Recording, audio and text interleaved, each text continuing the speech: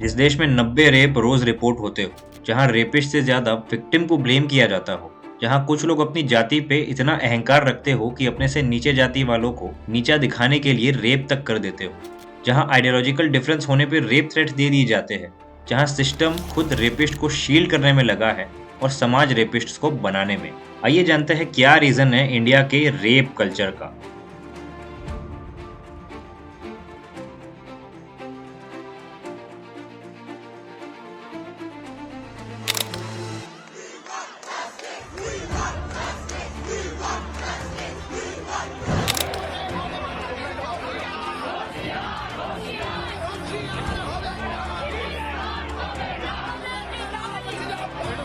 The tragic news: after battling life for more than 2 weeks, a 19-year-old Dalit girl gang raped, tortured in Uttar Pradesh's Hathras has died now in Delhi's Safdarjung Hospital.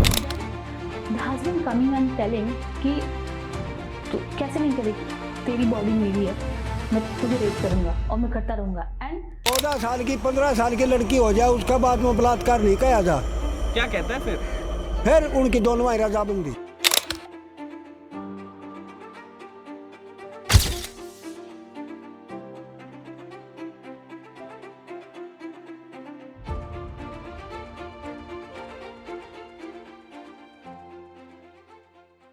Most of the लोग ये कहते हैं कि उन्हें लड़कियों के छोटे कपड़ों से कोई प्रॉब्लम नहीं है, लेकिन उन्हें उनकी सेफ्टी को लेके कंसर्न है। If very necessary, she should go outside, but she should go with their uncle, father, mother. पर एनसीआरबी का डेटा तो हमें ये कहता है कि 86% सेक्सुअल असॉल्ट तो फादर, ब्रदर, अंकल जैसे क्लोज रिलेटिव्स ही करते हैं। इससे हमें एक बात तो पता चलती है कि ये जो सेफ्टी वाला आर्ग्यूमेंट है ये बिल्कुल ही बेकार है। असली बात यह है कि हमारे देश में कंसेंट को वैल्यू नहीं दी जाती है। वैल्यू छोड़ो, मेरे हिसाब से इंडिया में कंसेंट क्या होती है आधे लोगों को वही नहीं पता। कुछ लोग कहते हैं कि 14 साल की 15 साल की लड़की हो जाए उसका बाद में बलात्कार नहीं किया जा। क्या कहता है फिर उनकी दोनों रजामंदी। और कुछ लोग कहते हैं लड़के और लड़कियों की दोनों की गलती रहती है, क्योंकि लड़कियां आवारा फोन में घूमती रहती है सड़कों पर। लड़कियों को बाहर नहीं निकलना चाहिए, जब कोई काम हो जब तभी निकलना चाहिए। सब कंसेंट का अलग अलग मतलब बताते हैं, लेकिन कंसेंट आखिर में होता क्या है? कंसेंट का सीधा मतलब सेक्स के मामले में है बॉडीली ऑटोनॉमी, यानी right to choose sexual partner. अगर कोई किसी स्पेसिफिक एक्ट को करना नहीं चाहता सेक्स में और उसे फोर्सफुली अगर करवाया जाता है तो ये हमारे लॉ के अंडर एक क्राइम है। 2017 में KS Puttaswamy versus union of India के जजमेंट से सारे इंडिया के सिटीजन्स के पास राइट टू डिसीजनल ऑटोनॉमी और बॉडीली इंटीग्रिटी है, यानी कि मैच्योर्ड लोगों के पास पूरे राइट है कि वो अपने बॉडी और अपनी लाइफ को लेके डिसीजंस खुद ले सके। अब कंसेंट की बात कर ही ली है तो आगे छोटे कपड़ों पे बात करते हैं। 50% इंडियन मैन ये मानते हैं कि रेप छोटे कपड़े पहनने की वजह से होता है। आइए समझते हैं इस बात में कितनी सच्चाई है। एक कॉमन आर्गुमेंट लोगों का ये होता है कि छोटे कपड़े उन्हें सेक्सुअली अट्रैक्ट करते हैं, कि उनको जैसे जींस की पैंट पहन के चलती है तो लड़कों को ऐसे आकर्षित होते हैं उनको देख के। पर इससे लड़की का कैरेक्टर कैसे डिसाइड होता है? हर कोई समाज में अच्छा दिखना चाहता है, इसका मतलब ये नहीं कि वो ऑटोमेटिकली सेक्स के लिए हाँ हो गई। दूसरा, ब्यूटी की डेफिनेशन या किसको क्या सेक्सुअली अट्रैक्टिव लगता है ये सबके लिए अलग अलग हो सकता है। ऐसे में ये कोई सेंस नहीं बनाता कि आप किसी लड़की को पूरे समाज के लिए ही कैरेक्टरलेस कह दो। वुमन का बढ़ता स्पोर्ट्स पार्टिसिपेशन, जहां उन्हें स्पोर्ट्स के हिसाब से आउटफिट रखना पड़ता है, यानी कपड़े पहनने पड़ते हैं, कई लड़कों को उसमें भी सेक्सुअल अट्रैक्शन हो जाता है। तो क्या इसका मतलब औरतें स्पोर्ट्स में जाना ही बंद कर दे? और इतनी सारी औरतें हैं जो हमारे देश के लिए मेडल जीत के लाती है, क्या इनको आप कैरेक्टरलेस कहोगे? जब इस तरीके की समाज में बातें चल रही हो तो रेपिस्ट को एक मौका मिल जाता है अपनी हवस निकालने का। एक रेपिस्ट अपने आप को एक अथॉरिटी समझने लगता है उस समाज की सोच को इम्प्लीमेंट करने का। इसका एग्जाम्पल है निर्भया के रेपिस्ट। निर्भया के रेपिस्ट को लगता था कि लड़कियों को 6 बजे के बाद घर से बाहर नहीं निकलना चाहिए। ताली कभी एक हाथ से नहीं बजती, दोनों हाथों से बजती है। ये चीज़ देखी जाए, अगर कोई शरीफ लड़की होती है रात को 9 बजे मतलब नहीं घूमती है। लड़के भी उतने उससे ज़्यादा जिम्मेदार है रेप के लिए, ये लड़के हैं उससे ज़्यादा। और जब उन्होंने देखा कि एक लड़की 6 बजे के बाद घर से बाहर है तो उन्हें गुस्सा आया और उनको एज अ मैन ये ड्यूटी फील हुई कि जो लड़की समाज के हिसाब से नहीं चलती है उसे पनिशमेंट देना जरूरी है। अब ये तो कहानी ऐसा क्यों किया गया, मेन चक्कर यही है, एक सबक के लिए उनके साथ ये घटना हुई थी। एक्सीडेंटल जो हुआ है एक सबक के लिए हुआ है। क्या शादी से पहले सेक्स करने से मॉरल कैरेक्टर डिसाइड होता है? इसको एक एनालॉजी से समझते हैं।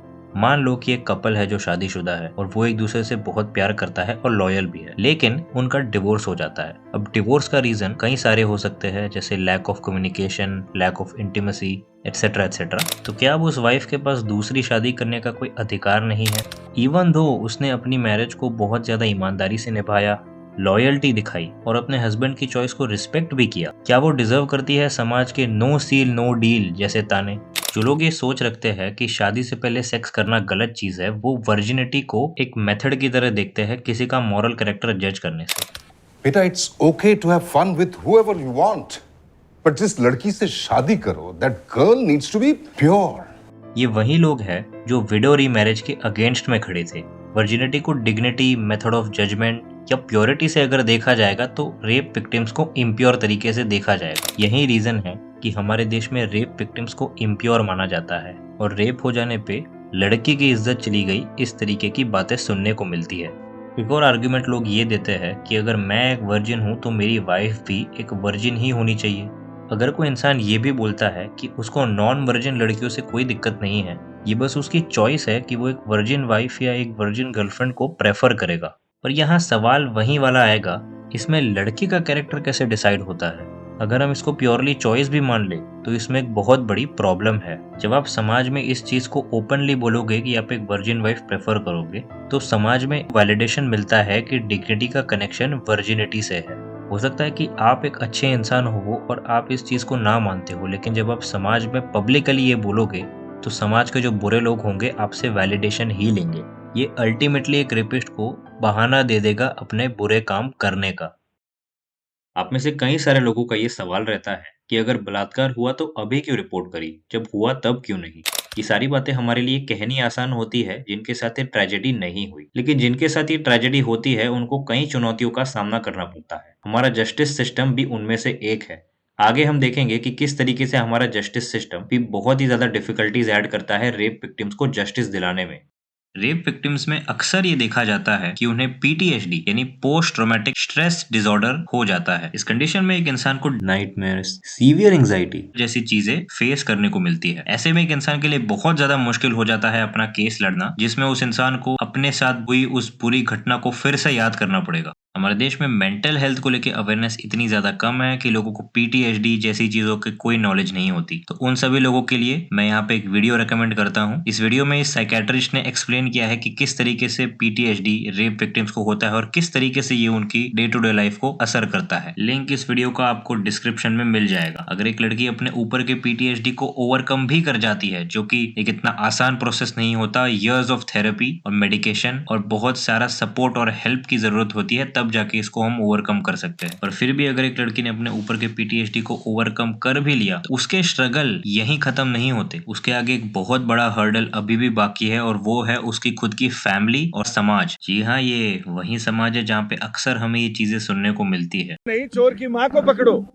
हाँ, चोर की माँ को पकड़ो तो फिर तो जड़ क्यों पर हमला होना फिर तो चाहिए। उस कारण पे जाओ कि रात के 12:30 बजे तक क्यों नहीं पता था कि हमारी बेटी कहाँ है। फिर उस माँ पे जाओ, वो चोर की माँ को पकड़ेंगे आप। कुल मिला के इन जैसे लोगों का पॉइंट ये रहता है कि हमेशा लड़कियों के ऊपर किसी न किसी तरीके से हम ब्लेम शिफ्ट कर दे। इसको विक्टिम ब्लेमिंग बोला जाता है। दूसरा, हमारे देश के अंदर लड़कों के अंदर सेक्स एजुकेशन इस हद तक लिमिटेड है कि हमें इस तरीके के केसेस देखने को मिलते हैं। जब एक लड़की इस तरीके के समाज में अपने ऊपर हुए असॉल्ट को रिपोर्ट करती है, तब वो एक बहुत ही बड़ा रिस्क ले रही होती है अपनी मैरिज पे, जो शायद खत्म हो जाए, अपनी सोशल रिस्पेक्ट पे, जो शायद हमेशा हमेशा के लिए चली जाए। उसे सबसे पहले अपनी फैमिली से लड़ना पड़ता है, क्योंकि उसके फैमिली का एक कंसर्न रहता है कि अगर उन्होंने इस केस को लड़ा और सबको पता चला कि लड़की के साथ सेक्सुअल असॉल्ट हुआ है, तो उस लड़की की शादी करानी बहुत ज्यादा मुश्किल रहेगी। क्योंकि वर्जिनिटी का टैबू हमारे समाज में इस हद तक है कि कोई भी माँ बाप ये नहीं चाहेगा कि वो अपने बेटे की शादी किसी ऐसी लड़की से कराए जो वर्जिन नहीं है, भले ही उसमें उस लड़की की कोई गलती ना हो। फैमिली प्रेशर में आके अक्सर ये देखा गया है कि लड़कियां अपने ऊपर हुए रेप को रिपोर्ट नहीं करती है और केस यहीं पे दब जाता है। इसीलिए हमने देखा है कि 99% जो केसेस है सेक्सुअल असॉल्ट के वो रिपोर्ट ही नहीं होते। इससे एक अपराधी को बहुत खुली छूट मिल जाती है कि वो कुछ भी कर सकता है, किसी भी लड़की का बलात्कार कर सकता है और वो कभी रिपोर्ट भी नहीं होगा। अगर रिपोर्ट हो भी गया तो उसका सोशल स्टेटस उसको डेफिनेटली बचा लेगा। ये सोशल स्टेटस जो है ये बहुत ही इंटरेस्टिंग चीज है और इसके बारे में इसी वीडियो में हम आगे बात करेंगे। जब एक लड़की के साथ रेप होता है, वो असुरक्षित महसूस करती है, तो इसमें दोष सिर्फ उस रेपिस्ट का नहीं है, दोष हमारे समाज का है कि हमने एक इस तरीके का समाज बनाया है और इस तरीके की मान्यताओं को रहने दिया है कि एक अपराध में अपराधी से ज्यादा पीड़ित को डर लगता है। FIR कराने के लिए तो उससे भद्दे वाहियात सवाल पूछे गए जो मेरे पास रिकॉर्डेड है। तो एक बार तो उसका बलात्कार गैंगरेप हुआ, दोबारा आप बलात्कार उसका थाने पर कर रहे हो। आलिया वाजिरी जो खुद एक हाई कोर्ट की एडवोकेट है, उनकी किताब in the body of a woman से हमें ये पता चलता है हमारा लीगल सिस्टम भी इसी तरीके की मानसिकता से पीड़ित है।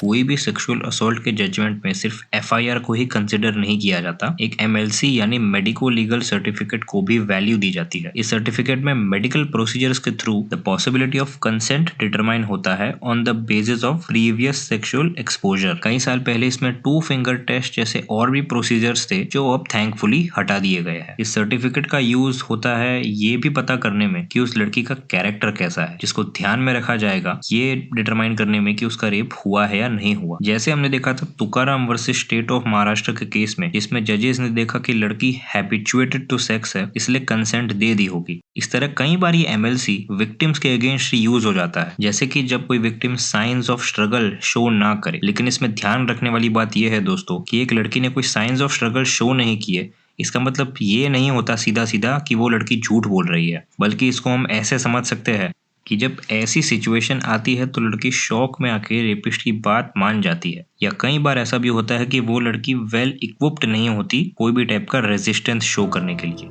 ठीक यही चीज कही थी लॉ कमीशन ने 1980 में ओवर्ट वायलेंस को डीक्लासिफाई करते हुए as a necessary element of rape, और यही चीज हमने देखी थी मोहम्मद फारूकी केस में, जहां लड़की ने कोई रेजिस्टेंस शो नहीं किया क्योंकि वो डर गई थी, जैसा कि उसने निर्भया के रेपिस्ट के मुंह से सुना था कि अगर निर्भया रेजिस्ट ना करती तो शायद मारी ना जाती। डॉक्टर्स का बिहेवियर ये रहता है कि MLC ना हो, क्योंकि अगर MLC हो गई तो कोर्ट में उनको आना पड़ेगा एविडेंस देने के लिए, तो अपनी ड्यूटी कट करने के लिए वो विक्टिम्स को डराना शुरू कर देते हैं ताकि विक्टिम एग्जामिनेशन ही ना करा पाए, और वो ये कहना शुरू कर देते हैं कि बॉडी खराब हो जाएगी, प्रेग्नेंट नहीं हो पाएगी, इवन इंस्ट्रूमेंट्स भी दिखा के विक्टिम्स को डराना शुरू कर देते हैं। पर सैडली MLC को आज भी टाला नहीं जा सकता कोर्ट में, और इस सब की वजह से बहुत ही ज्यादा मुश्किल हो जाती है एक लड़की को जस्टिस पाने में। इस सब के साथ साथ हमें ये भी एड्रेस करना बहुत ज्यादा जरूरी है कि हमें अक्सर ये देखने को मिलता है कि जस्टिस के नाम पे हमारे हाई कोर्ट्स विक्टिम की रेपिस्ट से शादी करा देते हैं, जैसा कि आप स्क्रीन पे अभी देख ही सकते हैं। ये अभी तक होता आया है, इवन दो हमारा क्रिमिनल प्रोसीजर कोड यानी CRPC ने स्ट्रिक्टली मना किया है कि reconciliation between parties is not permissible in case involving sexual assault. इस सबके अगर हम सोल्यूशन की बात करें तो मेरी राय में है जेंडर मेन स्ट्रीमिंग, यानी कोई भी पॉलिसी या कोई भी गवर्नमेंट एक्टिविटी जब डेवलप हो रही हो तो दोनों जेंडर्स मेल फीमेल के पर्सपेक्टिव में डेवलप हो। इसका एग्जांपल अगर हम लोग ले तो जैसे अगर एक ट्रेन की पॉलिसी एक शहर में बन रही है तो उसको फीमेल्स और मेल्स दोनों के पर्सपेक्टिव उसको में जरूर दिया जाए। फीमेल्स का पर्सपेक्टिव अगर इस केस में अपनी सेफ्टी को लेकर है कि वो एक पब्लिक ट्रेन स्टेशन में अनकंफर्टेबल फील करे और एक सेपरेट पैसेंजर कार की भी अगर वो डिमांड करे तो उस डिमांड को कंसिडरेशन में लिया जाए। जस्टिस सिस्टम में woman representation gender main streaming का सबसे बेस्ट तरीका नजर आता है। मेरी राय में अगर जुडिशियल सिस्टम और लॉ एनफोर्समेंट में महिलाओं का भी उतना ही योगदान हो जितना मर्द का है तो सेक्सुअल असॉल्ट को रिपोर्ट करना आसान हो जाएगा रिलेटिवली। 2021 में भी हमें सिर्फ 10% ही लेडी पुलिस ऑफिसर्स में मिलती है, जो कि मेरी राय में बहुत ही ज्यादा कम है और बढ़नी चाहिए। 2013 में इंडिया में सिर्फ 479 ऑल फीमेल पुलिस स्टेशंस यानी AIFS थे और 2015 में 518। पर हैरानी की बात यह है कि सिर्फ इतने से ऑल फीमेल पुलिस स्टेशंस खुलने पे क्राइम अगेंस्ट वुमन की रिपोर्टिंग 22% बढ़ गई। इसका मतलब वुमन रिप्रेजेंटेशन पे हमारा बहुत ज़्यादा फोकस होना चाहिए इस सिस्टमैटिक प्रॉब्लम को इरेडिकेट करने के लिए, और कोई भी टाइप की शेमिंग या विक्टिम शेमिंग के अगेंस्ट हमें आवाज़ उठानी चाहिए, क्योंकि अगर आप आवाज़ नहीं उठा रहे तो आप भी अल्टीमेटली पार्ट हो इंडिया के रेप कल्चर का। सर, 3 लड़कियां अपनी दिहाड़ी में सिर्फ 3 रुपए एक्स्ट्रा मांग रही थी। 3 रुपए। उनका सामूहिक बलात्कार किया गया ताकि उनको उनकी औकात दिखाई जा सके। उनको मार के खेतों में फेंका जा सकता था, लेकिन नुमाइश बनाकर पेड़ पे टांग दिया गया ताकि पूरी जात को उनकी औकात याद रहे। इंडिया में कास्ट भी है जो विक्टिम्स के साथ हुए रेप की सिवियरिटी बढ़ाता है और उनको मिलने वाले जस्टिस में भी एक आम औरत से ज्यादा मुश्किल पैदा करता है। कास्ट इतना सिग्निफिकेंट रोल प्ले करता है हमारी इंडियन सोसाइटी में कि जहां एक केस को 8 साल लग जाते हैं जस्टिस मिलने में, वहीं 20 साल बाद भी खैरलांजी में जस्टिस नहीं सर्व होता। ऐसा मैं नहीं, ऐसा खैरलांजी के लोन सर्वाइवर भैया लाल भूतमांगे कहते हैं। ये केस है साल 2006 का, जिसमें खैरलांजी नाम के गांव में रहने वाले परिवार के साथ ये घटना हुई। परिवार महार कास्ट से थे जिन्हें सदियों से अनटचेबल्स कंसिडर किया गया है। एक ही परिवार के 2 बेटी और उनकी मां का रेप होता है। 2010 में हाई कोर्ट को सिर्फ 3 मिनट लगे ये डिसाइड करने में कि ये केस कास्ट बेस्ड नहीं है, जबकि इस केस के लोन सर्वाइवर का ये मानना है कि कास्ट बेस्ड है क्योंकि उनके अकॉर्डिंग पूरा गाँव ही इसमें इन्वॉल्व था और पर्सनल रिवेंज के लिए पूरा गाँव रेप नहीं करता। हाईकोर्ट ने इन सारे विक्टिम्स को डेथ पेनल्टी से कम्यूट यानी कि मुक्त कर दिया और उसे लाइफ इम्प्रिजनमेंट में कन्वर्ट कर दिया, ये बोल के कि ये case rarest of the rare नहीं है। ऐसे ही लाखों केसेस हमारी पुलिस की फाइल्स में दबे रह जाते हैं, उन्हें जस्टिस कभी नहीं मिलता और उनके साथ कभी पब्लिक कॉन्शियसनेस नहीं होती। ऐसे में इन केसेस को कभी सीरियसली ट्रीट नहीं किया जाता। मनीषा वाल्मीकि, जिसके साथ रेप हुआ और वो इतना ब्रूटल था कि उसकी स्पाइनल कॉर्ड टूट गई, उसके बाद सिस्टम ने उसे जस्टिस दिलाने की जगह आधी रात को उसकी बॉडी को बिना उसकी फैमिली के परमिशन के जला दिया ताकि फ्यूचर में कोई एविडेंस ना बचे इन्वेस्टिगेशन शुरू करने की। हाथरस केस में लड़की के सपोर्ट में आने के बजाय उस गांव के अपर कास्ट ठाकुर ने विक्टिम की फैमिली के अगेंस्ट प्रोटेस्ट करना शुरू कर दिया और उल्टा अक्यूज्ड रेपिस्ट की प्रोटेक्शन की डिमांड करने लगी, क्योंकि जो रेपिस्ट था वो उन्हीं की कास्ट से था। 19 सितंबर 2020 को मनीषा वाल्मीकि का स्टेटमेंट रिकॉर्ड किया जाता है, जहां पर उसने बताया कि उसका 4 लड़कों ने रेप किया है, संदीप, रामू, लवकुश और रवि। उसने 3 स्टेटमेंट्स दिए जिसमें उसने मेंशन किया कि उसका बलात्कार हुआ है और उसको जान से मारने की भी कोशिश की है। 29 सितंबर को मनीषा की डेथ हो जाती है और रात के 2 बजे उसकी बॉडी को बिना फैमिली के परमिशन के जला दिया जाता है।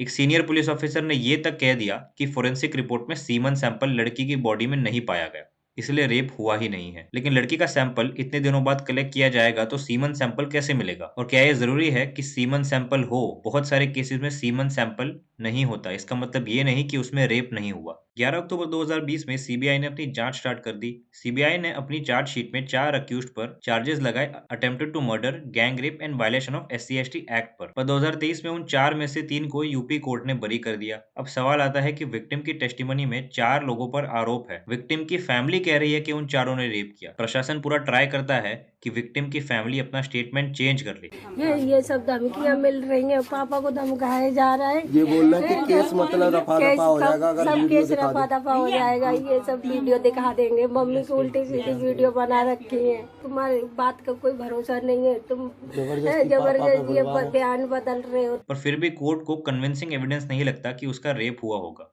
क्योंकि कोर्ट को लगता है कि विक्टिम का स्टेटमेंट इम्प्रूव्ड है। विक्टिम ने जो स्टेटमेंट डॉक्टर को दिया था वो अलग अलग था और कंप्लीट नहीं था। अब सवाल ये उठता है कि जिस लड़की की जीभ कट गई है, उसकी स्पाइनल कॉर्ड सीवियरली डैमेज हो गई है, वो स्टेटमेंट को एक्यूरेटली एक ही बार में कैसे कह पाएगी, वो भी तब जब वो रिसेंटली एक ट्रॉमा से गुजरी है। ऑप्रेस्ड या मार्जिनलाइज्ड कास्ट के लोग often economically weaker section of society से होते हैं और उनके पास सोशल या कम्युनिटी सपोर्ट नहीं होता, जिसकी वजह से जब उनके साथ कोई सेक्सुअल ऑफेंस होता है तो वो क्राइम को इजीली रिपोर्ट नहीं कर पाते। यही कम्युनिटी सपोर्ट एक एवरेज इंडियन वुमन के केस में ज्यादा होता है as compare to Dalit woman. Assault on Dalit woman with intent to outrage her modesty 2014 से 2019 के बीच में 43% इंक्रीज हुआ। रेप के चांसेस एक दलित वुमन के लिए 50% ज्यादा है as compare to average Indian woman. Dalit woman के अगेंस्ट क्राइम का पेंडेंसी रेट 88% है और कन्विक्शन रेट 30%, जो कि शो करता है कि जस्टिस सिस्टम यहाँ पे कितना स्लो एक्ट करता है। ये इस बात का प्रूफ है कि कैसे क्राइम को रिपोर्ट करना कंपैरेटिवली ज्यादा डिफिकल्ट होता है फॉर अ दलित वुमन। ये डेटा तो सिर्फ उनका है जिनको हमारा इंडियन कोर्ट रेप मानता है। उनका क्या, जिनको हमारा इंडियन कोर्ट रेप ही नहीं मानता। मैं बात कर रहा हूँ मैरिटल रेप की, जिसे हमारा IPC रेप ही नहीं मानता। आलिया वजीरी, जो खुद एक हाई कोर्ट की एडवोकेट है, अपनी किताब in the body of a woman में लिखती है कि एक एवरेज इंडियन वुमन को 17 गुना ज्यादा खतरा है सेक्सुअल वायलेंस का अपने ही हस्बैंड से। वजीरी आगे बताते हुए लिखती है, सिर्फ 2.3% सेक्सुअल वायलेंस अगेंस्ट वुमन में हस्बैंड इन्वॉल्व नहीं है। फिर भी ऐसा क्यों है कि मैरिटल रेप को आज तक क्राइम नहीं डिक्लेयर किया गया?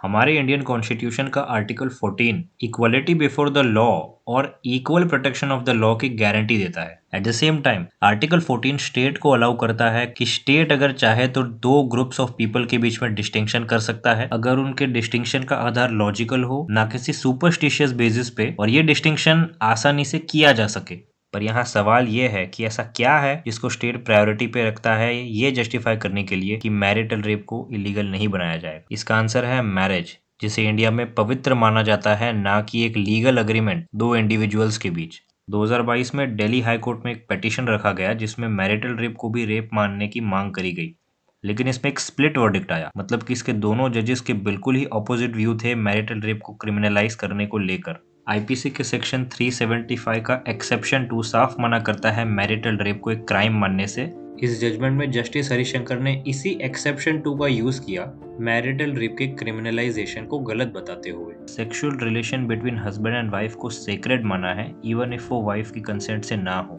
दूसरा, इस वर्डिक्ट में सेक्स एक हस्बैंड का राइट है, फिर चाहे वाइफ की चॉइस हो या ना हो। हस्बैंड की जोर जबरदस्ती किसी और की जोर जबरदस्ती से इक्वेट नहीं हो सकती। ऐसा रिडिकुलस स्टेटमेंट भी हमें सुनने को मिला, पर कॉमन सेंस से हम ये कह सकते हैं कि रेप आखिर रेप होता है, एक इंसान की बॉडीली इंटीग्रिटी और ऑटोनॉमी को हार्म करता है, फिर चाहे वो हस्बैंड करे या कोई और। जब हमारे लीगल सिस्टम में इसी तरह की मान्यताओं को सपोर्ट दिया जाए और खुद हाई कोर्ट के जज इस तरीके की थिंकिंग रखते हो, तो आप सोच सकते हैं कि एक आम आदमी इसके ऊपर कैसी राय रखता होगा। आपकी इन्फॉर्मेशन के लिए नेशनल फैमिली हेल्थ सर्वे 5 ये बताता है कि 19% हस्बैंड्स ने एक्सेप्ट किया कि वो इस चीज को बर्दाश्त नहीं कर सकते कि उनकी वाइफ सेक्स से मना करे। पर यहाँ पे कल्चर, एक संस्कृति जो सभ्यता चलती है ना इंडिया में, तो रेप का इल्जाम तो मेरा नहीं, ये आना नहीं चाहिए। एक ऐसी शादी जहाँ एक औरत के ऊपर शोषण हो रहा हो, उसको भी पवित्र ठहराना उस औरत के साथ बहुत बड़ा इनजस्टिस है। शादी कोई लाइसेंस नहीं है कि एक हस्बैंड अपनी वाइफ के साथ जो मन चाहे कर सकता है। एक स्ट्रॉन्ग पब्लिक कॉन्शियसनेस चाहिए मैरिटल रेप के अगेंस्ट। अगर समाज में इसको लेके कॉन्शियसनेस आएगी कि मैरिटल रेप भी एक रेप होता है और शादी कोई लाइसेंस नहीं है अपनी वाइफ को ओन करने का, तो कोर्ट्स को इन विक्टिम्स को भी जस्टिस दिलाना पड़ेगा, क्योंकि कोर्ट्स को एक स्ट्रॉन्ग पब्लिक सेंटिमेंट जब दिखता है तो उनके सामने झुकना पड़ता है। ये चीज खुद सुप्रीम कोर्ट ने कही थी Gian Singh versus state of Punjab case में कि पब्लिक सेंटिमेंट जहाँ पे ज्यादा हो उन केसेस को रफा दफा नहीं करा जाएगा। दूसरा, ऐसे केसेस जिसमें हमें क्लियर साइंस मिलते हैं कि एक पति ने अपने पत्नी के साथ रेप किया है,